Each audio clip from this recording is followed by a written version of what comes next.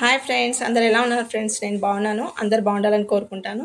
ఈరోజు మనం క్యారెట్తో స్వీట్ అయితే ప్రిపేర్ చేస్తున్నామండి. ఒక 4-5 క్యారెట్లు తీసుకున్నాము. దీన్ని బాగా శుభ్రం చేసుకొని ఇలా పీసెస్ లాగా కట్ చేసుకుందామండి. ఈజీ ప్రాసెస్లో మీకైతే చూపిస్తున్నాను. ఇలా పిల్లలు చేసిస్తే స్కూల్ నుంచి పిల్లలు రాగానే ఏమన్నా అడుగుతారు కదండి, ఇలా ఇంట్లోనే మనం చేసిస్తే ఇష్టంగా తింటారండి. టేస్ట్ కూడా చాలా బాగుంటుంది. దీన్ని మనం మిక్సీ జార్లో వేసుకొని కొద్దిగా వాటర్ వేసుకొని మనం ప్యూరీ లాగా చేసుకుందామండి. వాటర్ కొన్నే వేయాలి, మరి ఎక్కువ వేయకుండా. ఈజీ ప్రాసెస్లో చూపిస్తున్నాను. ఇది మొత్తం ఇలా ప్యూరీ చేసేసుకున్నాం కదండి. ఇందులో మనం మందమైన గిన్నె తీసుకొని ఈ క్యారెట్ మిశ్రమాన్ని ఇందులో వేసి 2 స్పూన్ల నెయ్యి వేసి బాగా కలుపుకోవాలండి. ఇలా 2 స్పూన్ల నెయ్యి వేసి బాగా కలుపుకోవాలి. కొంచెం కార్న్ఫ్లవర్ పౌడర్ 2 స్పూన్లు వేసి వాటర్తో కలుపుకోవాలి. తర్వాత యాలకుల పొడి వేసి దంచి పెట్టుకుందామండి. కార్న్ఫ్లవర్ పౌడర్ 2 స్పూన్లు కలిపాం, కానీ 1 స్పూన్ వేసామండి. ఇది బాగా దగ్గర పడుతున్నప్పుడే ఇందులో యాలకుల పొడి వేసుకున్నాము. కస్టర్డ్ పౌడర్ ఒక 3 స్పూన్స్ తీసుకొని వాటర్లో కలుపుకొని రెడీగా పెట్టుకుందామండి. ఇలా దీంతో ఫ్లేవర్ అండ్ టేస్ట్ అనేది చాలా బాగుంటుందండి. డిఫరెంట్ టేస్ట్ ఉంటుంది మనకి.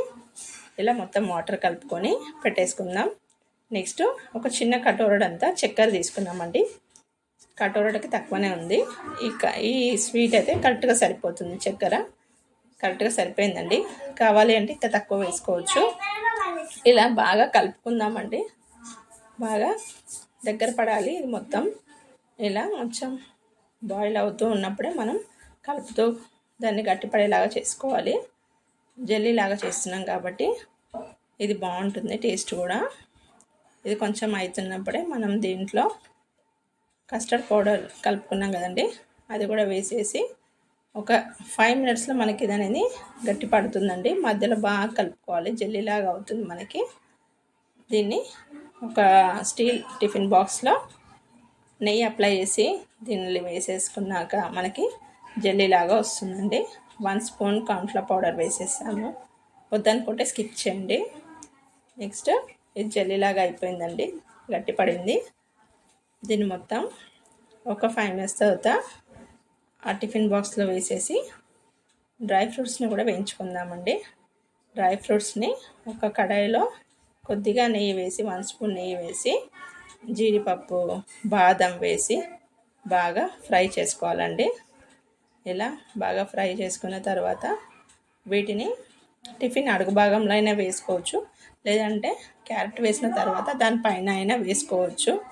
ఇలా జెల్లీ మొత్తం వేసేసి దానిపైన క్యారెట్ మిశ్రమం డ్రై ఫ్రూట్స్ని వేసుకోవాలండి. ఇలా మొత్తం వేసుకున్న తర్వాత దీనిపైన మనం డ్రై ఫ్రూట్స్ని అయితే వేస్తున్నాము. ఇలా వేసి ఈక్వల్గా చేసుకోవాలి. ఇలా అంతా మొత్తం వేసేసుకుందామండి.